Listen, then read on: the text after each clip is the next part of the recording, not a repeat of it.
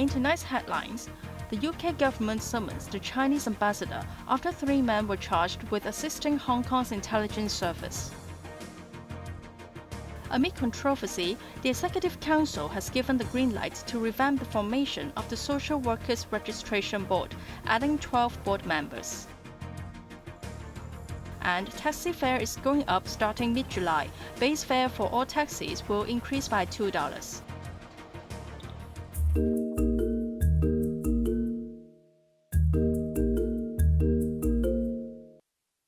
3 men appeared in Westminster Magistrates Court in London on Monday on charges of assisting the Hong Kong intelligence service and engaging in foreign interference.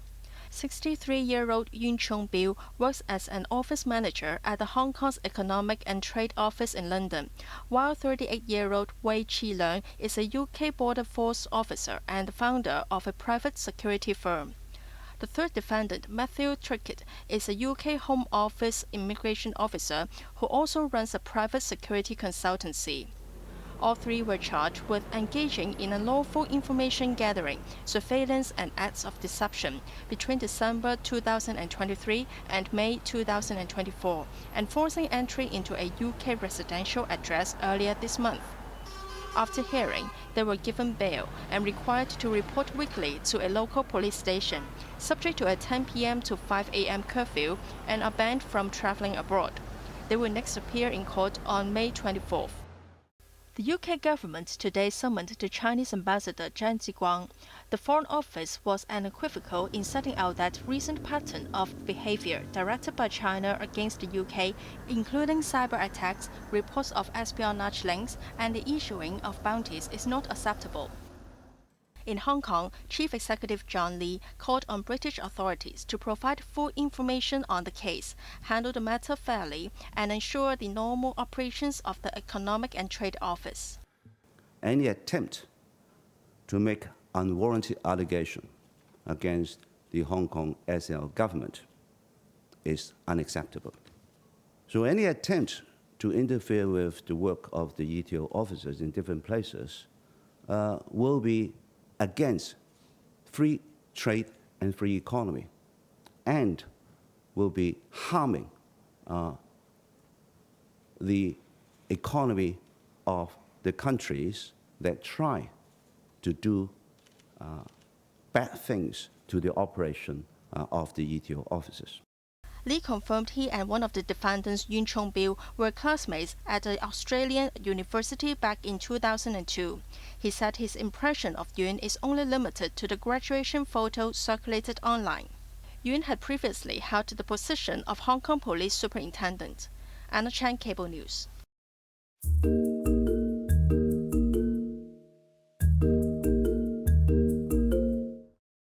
According to the case summary from the Westminster Magistrates Court, the 3 men charged under the UK National Security Act were allegedly conducting hostile activity to assist foreign intelligence services.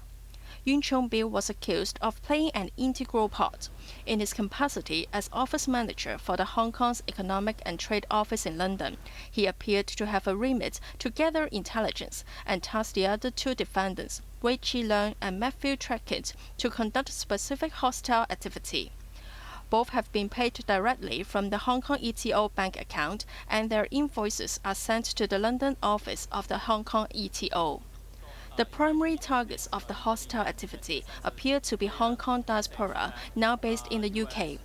Messages on Yuen's phone between him and Wei indicate that the surveillance on pro-democracy protester Nathan Law has been ongoing since 2021.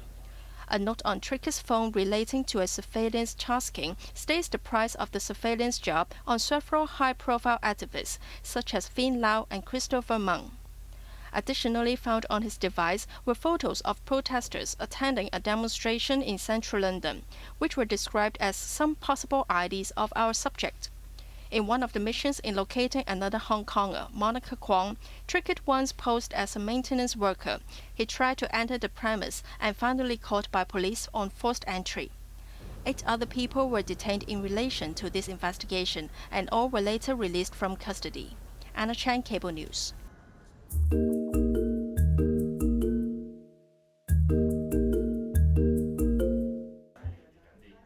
After days of controversies, the Executive Council has given the green light to revamp the formation of the Social Workers Registration Board. This came after Labour Minister Chris Sun lashed out at the group last Friday for seriously deviating from the Safeguarding National Security Ordinance.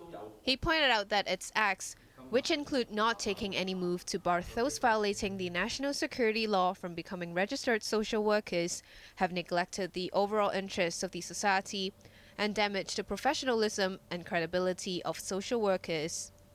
Under the revamp, the number of board members will increase from 15 to 27. While the number of elected members remains at 8, the body will be dominated by appointees after the figure surges by 11. The overhaul will allow the body to have one more representative from the Social Welfare Department, or SWD. 可以提升社工嘅專業性同埋公信力。 Sun pointed out that the reform would enhance the professionalism and credibility of social workers. Even though the number of appointees will almost triple, he emphasized that the majority of the board members are social workers. Apart from changing the formation of the body, the secretary reviewed that all members must bear allegiance to the government and pledge to uphold the basic law before assuming office. Sun believes the change would allow the body to get back on track and provide a better foundation for the development of social workers. The amendment bill will be gazetted on Friday before it is passed to the Legislative Council next Wednesday. Janice Lowe, Cable News.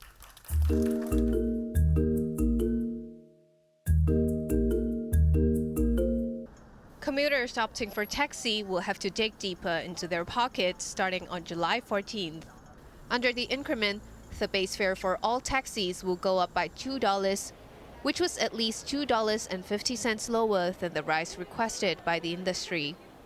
This means that the flag 4 rate for urban taxis will change from $27 to $29.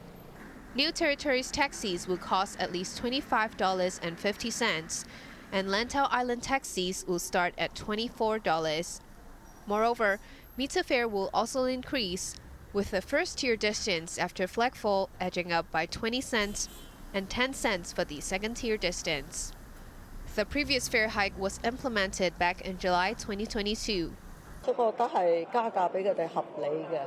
Executive Council convener Regina Ip pointed out the fare surge is reasonable, saying that the operating expenses of taxis have continued to rise.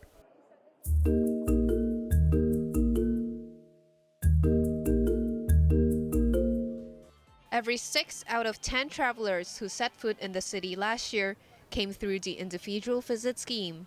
But the figure is expected to increase this year, as the scheme would expand to include citizens from 8 more mainland cities: Taiyuan, Hahot, Harbin, Lhasa, Lanzhou, Xining, Yinchuan, and Urumqi on the 27th of the month.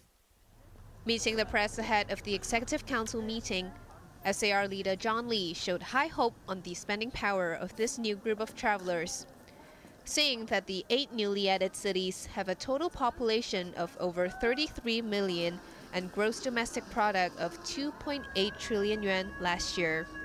一年約30萬嘅旅客，同埋約 He expects the arrangement to bring in 300,000 visitors per year who would spend up to $1.5 billion in total. It means that the move will generate $700 million to $900 million for the economy, Lee said. The 8 newly added cities are located in northern, northwestern, and northeastern part of China, which Lee pointed out that they are relatively further from Hong Kong compared to other places. The revenue in tourism and related industries would multiply due to the surge in overnight travelers, according to the chief executive. In a bid to promote spending, the tourism board will hand out a $200 consumption voucher to visitors from those 8 cities. Lee also noted that direct flights to Hong Kong are currently only available from Taiyuan, Lanzhou, Yinchuan, and Urumqi. But traveling is said to be more convenient, as he revealed that some airlines are planning to set up flights plying between Hong Kong and Harbin and step up the frequencies of flights traveling between the SAR and Urumqi. Janice Lowe, Cable News.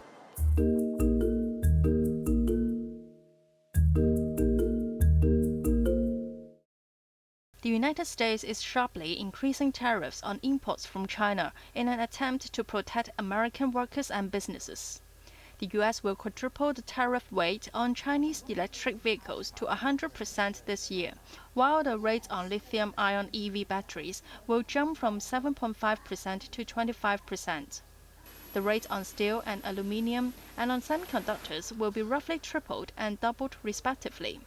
The rate on solar cells will also be doubled this year to 50%. The White House said the action was carefully targeted at strategic sectors and the tariffs would apply to $18 billion worth of Chinese products. The Biden administration pointed out that China is flooding global markets with artificially low-priced exports. The U.S. is taking action in response to China's unfair trade practices and to counteract the resulting harms. Chinese Foreign Ministry reiterated that Beijing consistently opposes unilateral tariff increases that violate World Trade Organization rules and will take all necessary measures to safeguard its legitimate rights and interests.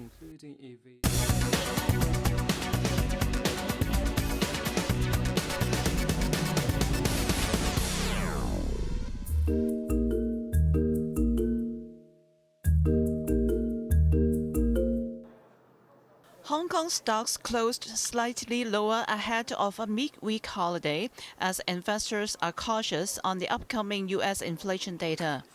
The Hang Seng Index opened higher on optimism over corporate earnings and later reached 19,301 points, which is the highest level in 9 months. But the benchmark later lost support to end 41 points lower, closing at 1,973 points. On the other hand, the Hang Seng Tech Index climbed as much as 2.3%, extending gains into a fourth day. Tencent and Alibaba surged ahead of result announcement, but both stocks gave up most of their rise, with Alibaba ended 1.8% higher.